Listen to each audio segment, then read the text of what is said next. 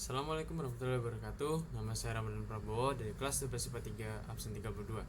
Untuk ujian praktek PKN saya akan menyampaikan argumen saya tentang ancaman di bidang Ipolexosbudhankam. Sebelumnya, Ipolexosbudhankam adalah ancaman non-militer berbentuk tak terlihat, karena ancaman ini berbentuk ideologi, politik, sosial budaya, teknologi, informasi, serta keselamatan umum. Yang pertama, ancaman ideologi. Banyaknya paham ideologi yang tersebar nyatanya cukup berpengaruh bagi Indonesia. Salah satu paham yang cukup berpengaruh terhadap Indonesia adalah liberalisme. Liberalisme itu sendiri adalah paham yang menekankan pada aspek kebebasan individual. Pengaruh yang ditimbulkan itu adalah cenderung bernilai negatif, misalnya narkoba, seks bebas, mabuk-mabukan, serta dekadensi moral lainnya. Permasalahan ini perlu segera diatasi supaya tidak mengubah kepribadian negara.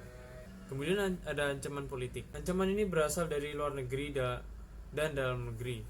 Intimidasi, provokasi, atau blokade politik merupakan bentuk ancaman yang sering kali digunakan oleh beberapa pihak untuk menekan negara lain. Sedangkan ancaman politik dalam negeri dapat berupa penggunaan kekuatan serta pergerakan massa untuk menumbangkan suatu pemerintahan yang berkuasa. Kemudian ada ancaman ekonomi.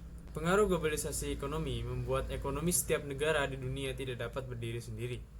Adanya kerjasama antar negara lain bisa menimbulkan beberapa ancaman di bidang ekonomi, termasuk Indonesia. Perekonomian negara jelas akan dikuasai oleh pihak asing seiring dengan semakin mudahnya orang asing menanamkan modalnya di Indonesia. Pada akhirnya, mereka dapat menekan pemerintah atau bangsa kita. Dengan demikian, bangsa kita akan dijajah secara ekonomi oleh negara investor. Indonesia bisa kedatangan barang-barang dari luar dengan adanya perdagangan bebas yang tidak mengenal adanya batasan negara. Hal ini mengakibatkan semakin terdesaknya barang-barang lokal, terutama yang tradisional, karena kalah bersaing dengan barang-barang yang impor.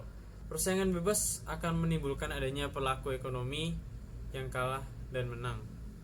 Pihak yang menang secara leluasa memonopoli pasar, sedangkan yang kalah akan menjadi penonton yang senantiasa tertindas. Akibatnya, timbul kesenjangan sosial yang tajam sebagai akibat dari adanya persaingan bebas tersebut. Ancaman sosial budaya. Ancaman sosial budaya juga bisa berasal dari luar ataupun dalam negeri. Ancaman dari dalam negeri bisa ditemukan oleh isu-isu kemiskinan, kebodohan, keterbelakangan, dan ketidakadilan. Sedangkan ancaman dari luar muncul sebagai akibat dari pengaruh negatif globalisasi. Pengaruh negatif globalisasi akan menimbulkan gaya hidup konsumtif yang selalu mengonsumsi barang-barang dari luar negeri. Munculnya sifat hedonisme yang yaitu kenikmatan pribadi dianggap sebagai suatu nilai hidup tertinggi, serta munculnya gejala westernisasi atau gaya hidup yang selalu berorientasi kepada budaya barat tanpa diseleksi terlebih dahulu. Kemudian adalah ancaman pertahanan dan keamanan. Bukan hanya masalah teroris semata yang bisa menghancurkan kedaulatan bangsa. Ancaman ini bisa berasal dari isu SARA yang menjadi permasalahan serius yang harus diatasi. Isu SARA jelas dapat memicu keributan dan pertengkaran antar rakyat Indonesia. Hal ini perlahan akan mengikis toleransi dan kedamaian yang sudah diciptakan di Indonesia. Peran setiap individu dapat diperlukan dalam pemberantasan isu SARA ini. Pencerdasan sikap toleransi dan perbedaan yang ada di Indonesia harus semakin digencarkan. Kita harus mengantisipasi ancaman sedini mungkin di bidang pertahanan dan keamanan. Sekian dari argumen saya tentang Ipolexosbudhankam.